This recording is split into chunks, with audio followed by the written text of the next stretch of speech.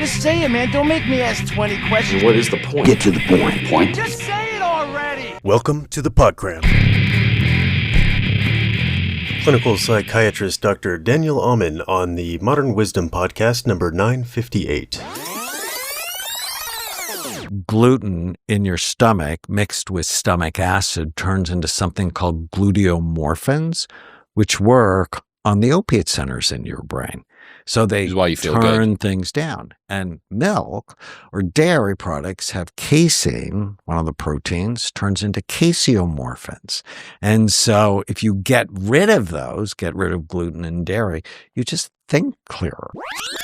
I always teach my patients to kill the ants, the automatic negative thoughts.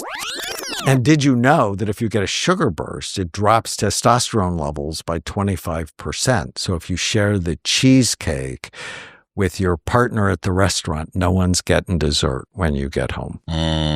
Okay, D.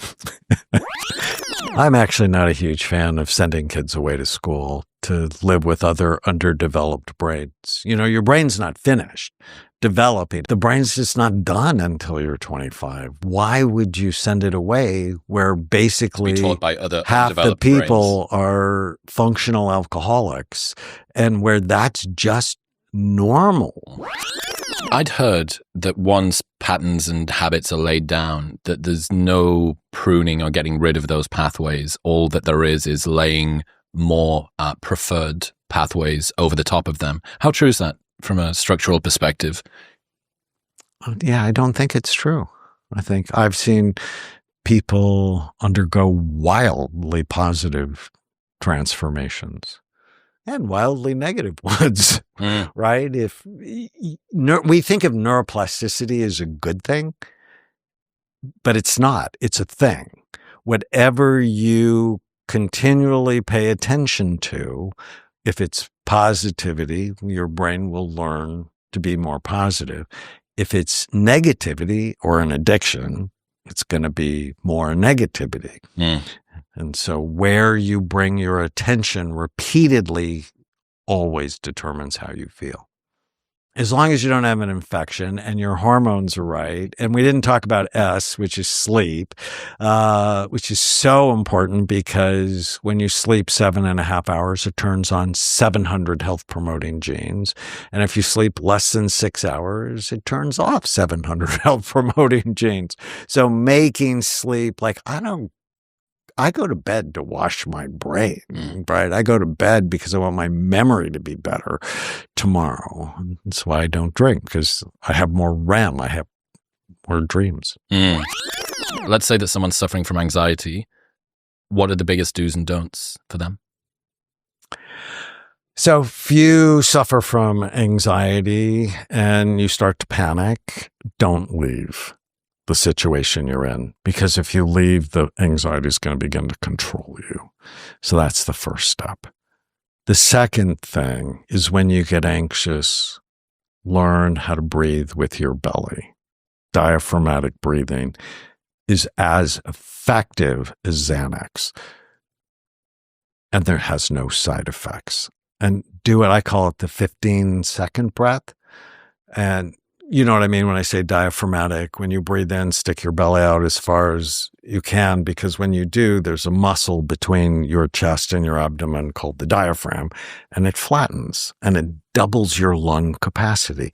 So most vain people, they hold their belly in when they're having a picture because they don't want to be seen as fat.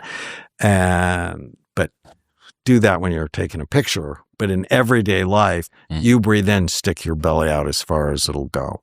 4 seconds in, hold it for 1.5 seconds, 8 seconds out. So take twice as long to breathe out as you breathe in, hold it out for a little bit. So that's a 15-second breath.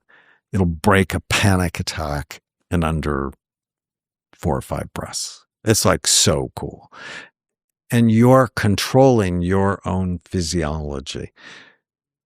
And then write down what you're thinking. And odds are it's scary thoughts. They don't like me. They're judging me. I'm going to fail in some way. And I teach all of my patients the 18-40-60 rule that says when you're 18, you worry about what everybody's thinking of you. When you're 40, you don't give a damn what anybody thinks about you. And when you're 60, you realize nobody's been thinking about you at all. People spend their days worrying and thinking about themselves, not you. Thanks for listening to this installment of The Podcram. I hope it contains something useful for you. If you enjoy these selections and are curious about the curator's own thoughts, you can check out my other podcast, Psychic Lube, where I share concise concepts meant to grease the intellectual gears and help get your creative juices flowing. Each episode is an ongoing collaborative project that welcomes listeners to expand or rebut its points by email or comment, the most interesting of which get incorporated through periodic re-recordings. As always, if you're intrigued by today's content, I encourage you to go listen to the full podcast in its original form directly from its creators so that their sponsors keep paying them to make stuff for us and nobody feels compelled to sue me for copyright infringement. Now, get off your phone and go do smart stuff. Have a productive day.